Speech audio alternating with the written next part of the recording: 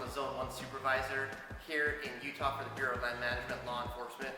Today, I'm going to be taking you for a ride along in celebration of World Ranger Day to give you an idea of what Rangers do on a day-to-day basis.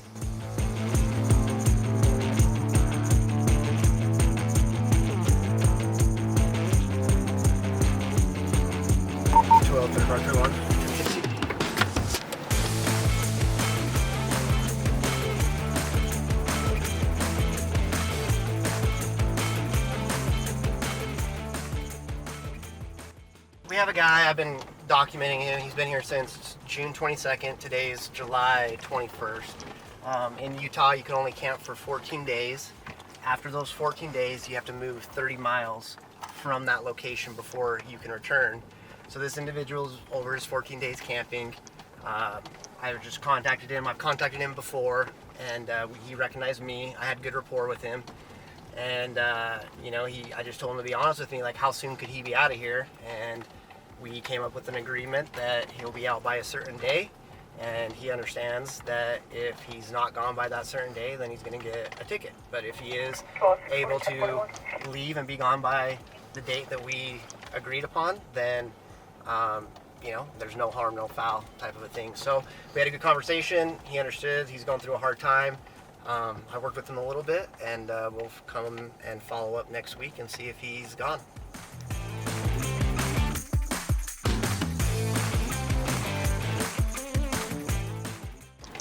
So today it's a high fire danger day out in the West Desert.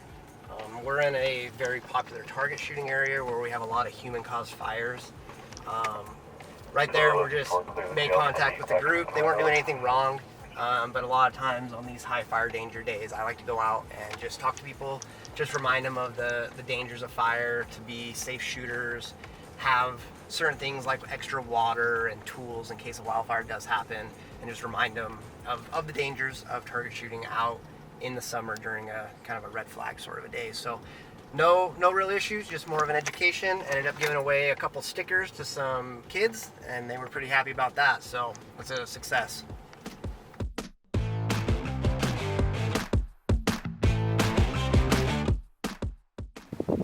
We're out here just doing follow-up. This is from one of our cases we had earlier in this year. There was a long-term camper that was well over their 14 days. It was a large case. We were with the local sheriff's office. The individual had been living here a long time. There's lots of garbage. There's lots of destruction to public lands. We were able to, remove a lot of the garbage. As you can see now, it's fully restoring back. There's vegetation and stuff growing. It's a lot cleaner than it was. As people are staying on public lands, that's why we have the 14-day limit, so we can keep this area open to everybody. That individual we just recently had a successful court case against. That individual has been banned for 5 years now from public lands due to the destruction that occurred from him living out here. So it was a very successful resolution that we had. The area is clean, it's open. It's a great place to come and check out old mines, to target shoot, and to rock hound.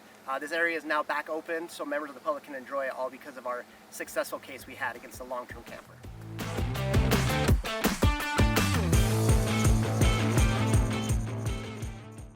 What we had is we were in our 5 Mile Pass recreation area. It's a busy recreation area with a lot of people. SR 73 runs right through the middle of that recreation area, so we will run traffic and speed to keep people obeying the speed limit to protect our recreators. What we had was a white car passed us, and initially it was going about 120 miles per hour. I locked him on my radar at 112 miles per hour. We turned around and started to, chase down, I guess, the car that was going. It took us a minute. We had lights and sirens going, and he wasn't really stopping for a minute. We followed him for a little bit of a ways before we were able to get behind him. Once we were up close and behind him, then he finally pulled over. It was a male with his wife and 2 kids, and basically I asked him why he was going so fast, and he said he didn't really have a reason. That he admitted that he was going 120 miles per hour. I explained the dangers of driving so fast and operating a vehicle that fast. Told him, it's not worth the fun or the joy if something happens. So he was issued a citation. He was allowed to drive free. He wasn't taken to jail or anything like that, but you know, I just gave him a good reminder about keeping his family safe and being safe on the road and safe around others driving and operating at that speed. It's pretty impossible to be safe doing that. So it was a successful outcome. Everything went well. No major issues with that, and we'll get on to the next.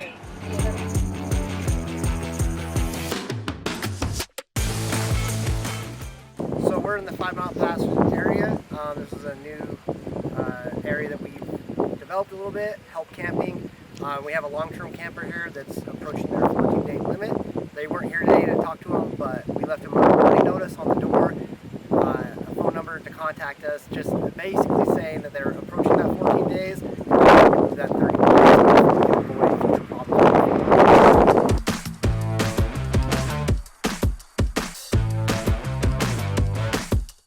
If this is something that interests you in being a ranger, please feel free to visit our website at www.blm.gov/careers to get more information about becoming a ranger and joining what we do.